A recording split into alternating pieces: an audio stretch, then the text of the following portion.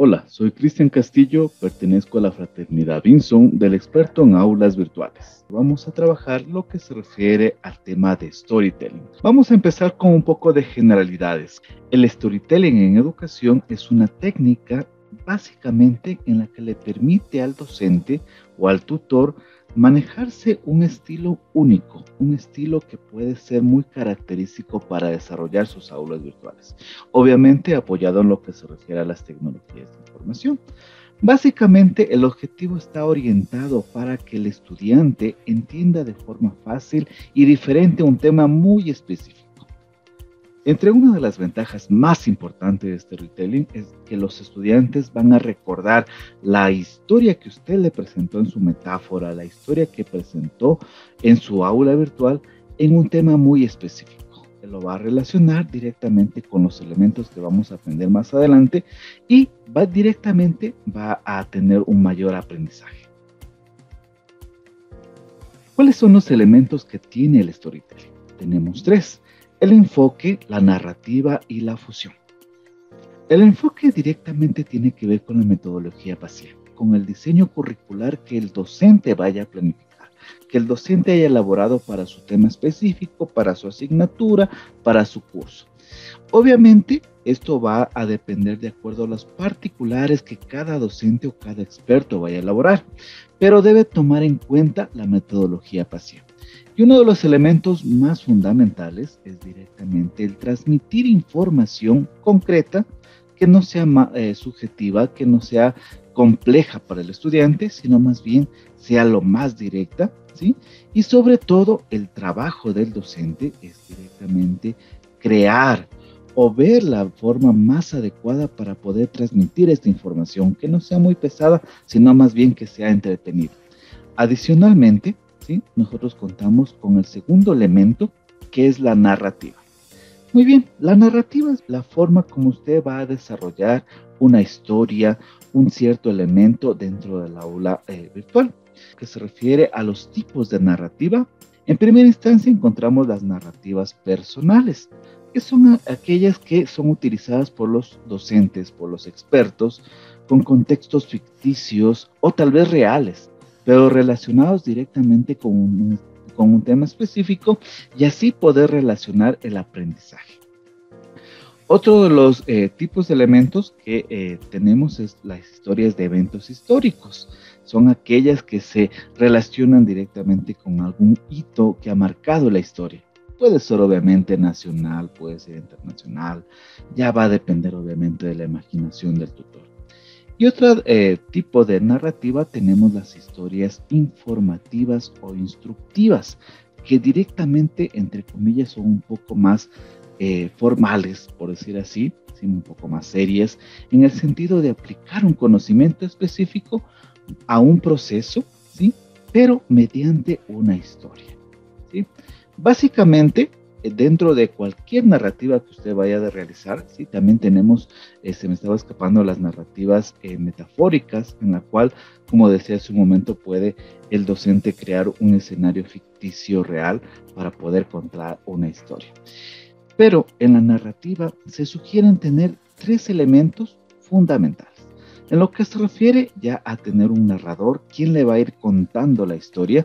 Obviamente, ya cuando es un aula virtual, usted lo que tiene que hacer es personalizar hasta el lenguaje que usted vaya a utilizar, incluyendo obviamente desde el desarrollo de los contenidos hasta la comunicación con sus estudiantes. Adicionalmente, ¿qué personajes va a utilizar? Esto va a depender obviamente del tipo de narrativa que usted vaya a desarrollar o el tipo de historia que vaya a narrar. Básicamente porque usted debe identificar qué elementos debe contener su narrativa, ya sean principales y secundarios. Y obviamente todo esto debe trabajarse directamente en un contexto o un espacio de la historia donde tenga una relación directa, ¿sí?, la narración que usted está realizando, de tal manera que el estudiante le llame la atención y sobre todo en ese sentido de engancharle al estudiante a que no se desconecte de nuestro aprendizaje. Y en educación se sugiere que sea algo positivo, que provoque al estudiante, como decíamos hace un momento, recordar algún suceso y lo puede relacionar con un tema y obviamente con un aprendizaje. Adicionalmente, la historia debe motivar al estudiante, obviamente sin salirse del objetivo que usted se planteó. No es como va a poner una historia como cuña publicitaria o algo similar, sino más bien que algo que resulte súper interesante. Otro de los elementos que debe contener su historia son de una u otra manera momentos de incertidumbre. ¿Qué va a pasar? ¿Qué pasa o a dónde me llevará tal botón, tal elemento? ¿De qué se tratará la historia? ¿Sí? Es sobre todo como para captar más la atención, ¿sí? Y de una u otra manera se puede decir que le enamore al estudiante, decir, mira, sabes que yo necesito aprender este tema y engancharle. Algo muy similar a lo que nos sucede con las novelas, porque hay veces que hay libros o pueden ser alguna novela televisiva que nos llama la atención y se vuelve más interesante y necesitamos llegar al final, ¿sí? Obviamente la historia debe ser o procurar ser fácil de recordar y de contar, ¿sí? No utilizar términos muy técnicos, muy complicados, que el estudiante a lo mejor hasta se le hace complicado llegar a entender de qué se trata la metáfora, sino más bien que puede ser algo muy concreto, que sea de fácil utilización, ¿sí? En lo que se refiere ya a la parte donde usted conecta con su audiencia, es muy importante también identificar en qué contexto, ¿sí? Se encuentran sus estudiantes, de tal manera que a lo mejor no vayamos a herir algún sentimiento o algo del estudiante que en vez de beneficiarle, le vaya a perjudicar. Esto es lo que se refiere en forma general, ¿sí? Como sugerencias para trabajar nuestra historia, nuestra narrativa. Ya para ir finalizando, justamente el último elemento del storytelling es la fusión. Básicamente aquí se divide en tres subelementos. El primero es la sección externa, es decir, donde usted va a mostrar visualmente cuál va a ser su narrativa metafórica, en la cual el estudiante va a impactarse con las imágenes, va a relacionarle directamente con qué tema me va a trabajar el aula virtual. Básicamente, nosotros tenemos como lo principal en esta parte también el utilizar la fase de presencia de la metodología facial.